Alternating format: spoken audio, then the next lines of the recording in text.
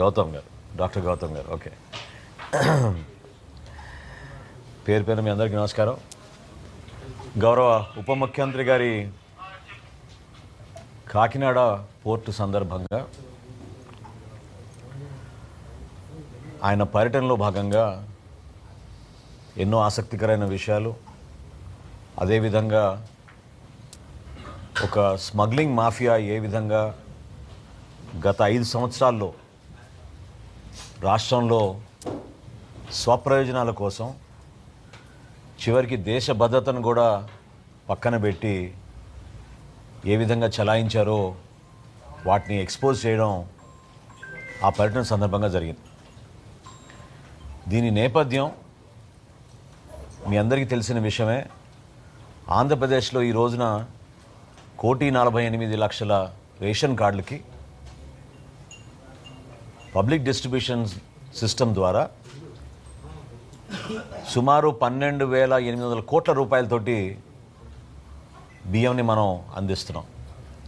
కేంద్ర ప్రభుత్వం, రాష్ట్ర ప్రభుత్వం ఒక బాధ్యత తీసుకుని రాష్ట్ర వ్యాప్తంగా ఆహార ధాన్యాలు అందించాల్సిన ఒక బాధ్యత ప్రభుత్వం పైన ఉంటుంది. కాబట్టి ఈ కార్యక్రమాన్ని ప్రజల కోసం అంకిత భావంతో తీసుకెళ్ళడానికి చేస్తున్న ఈ ప్రయత్నం కూటమి ప్రభుత్వం ఏర్పడిన తర్వాత ఒక మంత్రిగా నేను బాధ్యత తీసుకున్న మొదటి రోజే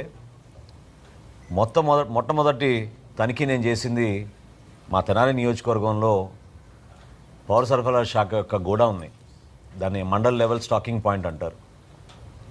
అది అయిన తర్వాత ఇక్కడ విజయవాడ సమీపంలో ఉన్న గొల్లపూడి మండల్ స్టాకింగ్ పాయింట్లో కూడా నేను తనిఖీలు చేశాను. అనేక అవకతవకలు, కొలతల్లో తేడా ఇవన్నీ గుర్తించి ఈ సమస్య కోసం లోతుగా మనం అధ్యయనం చేసుకోవాలనే ఉద్దేశంతో కొంచెం కసరత్తు చేసి జూన్ 28వ తారీఖున కాకినాడలో 13 గోడౌన్స్లో తనిఖీలు చేయడం జరిగింది.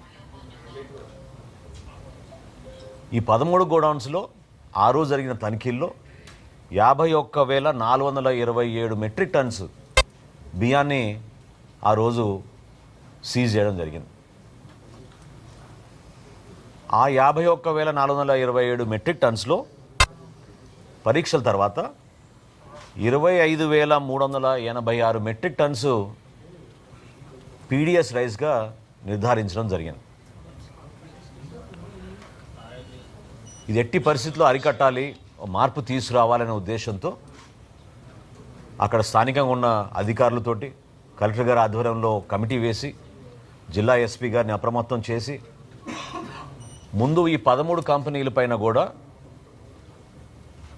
ఎసెన్షియల్ కమోడిటీస్ యాక్ట్ కింద మా పరిధిలో ఉన్న కేసులే కాకుండా క్రిమినల్ కేసెస్ కూడా నమోదు చేయమని ఆ రోజున ఆదేశాలు జారీ చేయడం జరిగింది.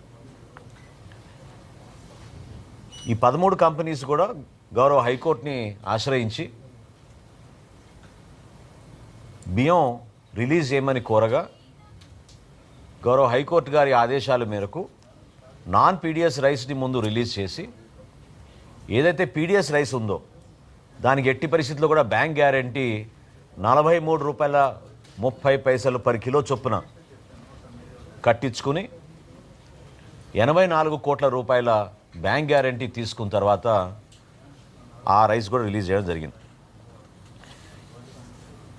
అందరికీ అర్థం అవ్వాల్సిన విషయం ఏంటంటే ఎందుకు కాకినాడ పోర్టు పైన మనం దృష్టి సారించాం, ఎందుకు పదే పదే కాకినాడ పోర్టు గురించి, ఈ రైస్ స్మగ్లింగ్ గురించి ఎందుకు ఈ విధంగా మనం ఆందోళన చెందుతున్నాం.